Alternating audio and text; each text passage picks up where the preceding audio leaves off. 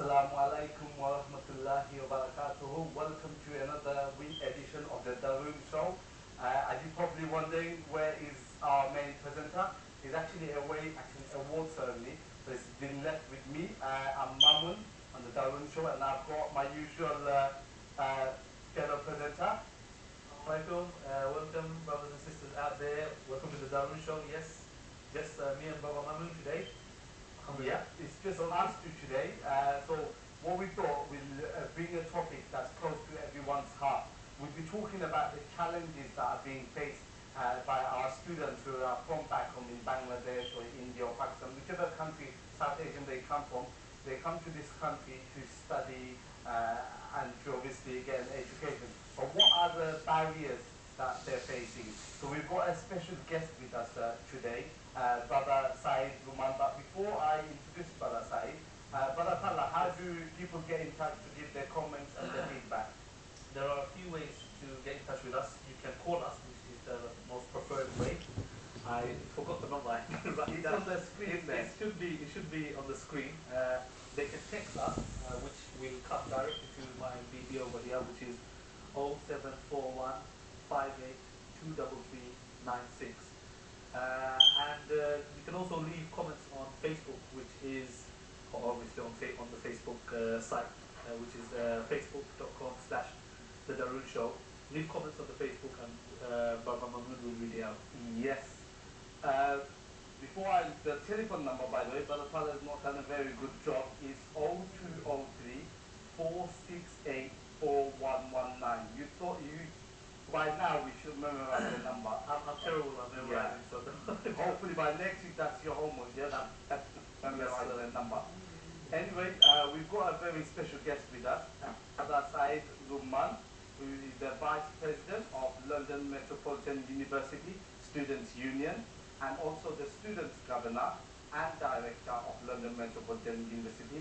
Thank you for coming on the show. Oh, hold on. You need to repeat that. Yeah. So basically, he's the Vice President of the Students' Union. Vice President of the Students' Union. Yeah. Which makes him a student governor at the university. Student governor. So that was next. Okay. Makes him a director of or trustee. That was an election actually. Oh, there was an election. After that, yeah. So through the election, I got elected as Governor. Clean election, yeah? yeah, clean election, definitely. Yeah, no corruption. So, as you can imagine, Brother Syed does represent a whole number of how many students are there? We've got on and off campus 5,000 students. 5,000 Yeah, students. around 25. Have you had a chance to meet all of them? No, unfortunately not, which is not possible. So I met actually, I can say, around 15,000 students. Yeah. Before we go into the topic in terms of the discussion and stuff, tell us a bit about yourself. How long you've been in this country? What are you currently studying?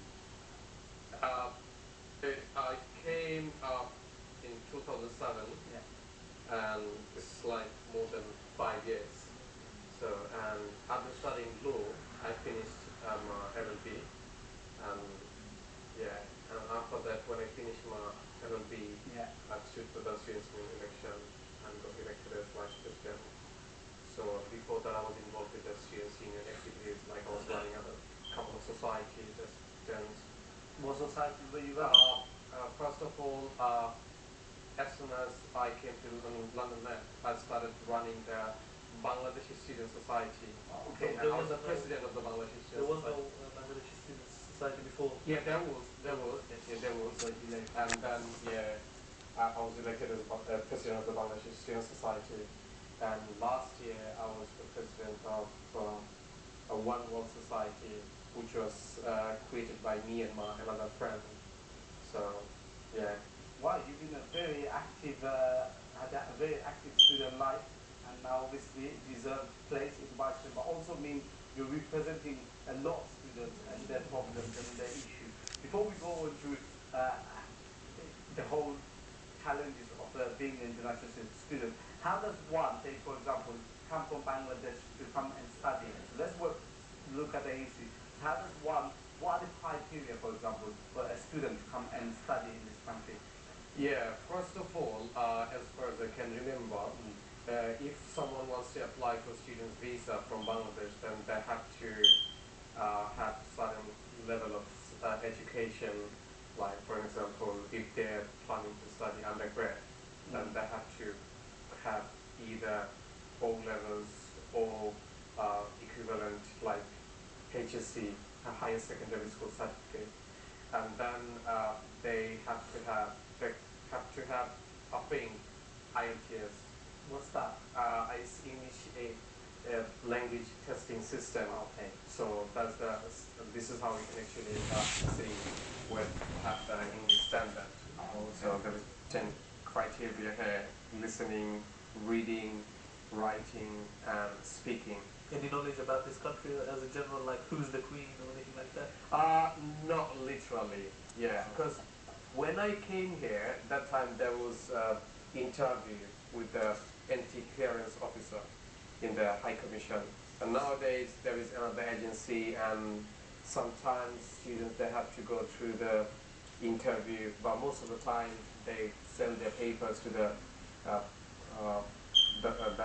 agency, and then agencies send the papers to the British High Commission. So they don't actually go through the interview at the moment. Do you need to show that you're financially? Yeah, financial. Yeah, this is obviously the very important thing. So British government they want to see whether they can afford. If you don't mind me asking you, how much do they charge for doing a course? For example, you do a bachelor's of art, 3 years honours, or how much would the... Yeah, it depends on the university and college. So what are So we like, looking at? for example, at the moment, London Met, we charge for international students around 9 grand. Oh wow. Around 9 grand. It's less than 9 Is that grand. for 1 year? It's 1 year. Oh wow. So, and when I started, I paid like 7,400. Yeah. So, this is one thing about the London Met. I have to say that it is. Sorry, I'm not advertising London Met. Yeah, it's their tuition fee is actually, in terms of London University, less than all other universities in London. What about... Sorry. 9,000 sounds about the same amount that the British students pay, isn't it? Yeah. What about those colleges? international- Are they... Sorry, the college is cheaper. You know, The you have college so is many cheaper. colleges that open up. College is like- cheaper. There is the interesting thing Yeah. actually.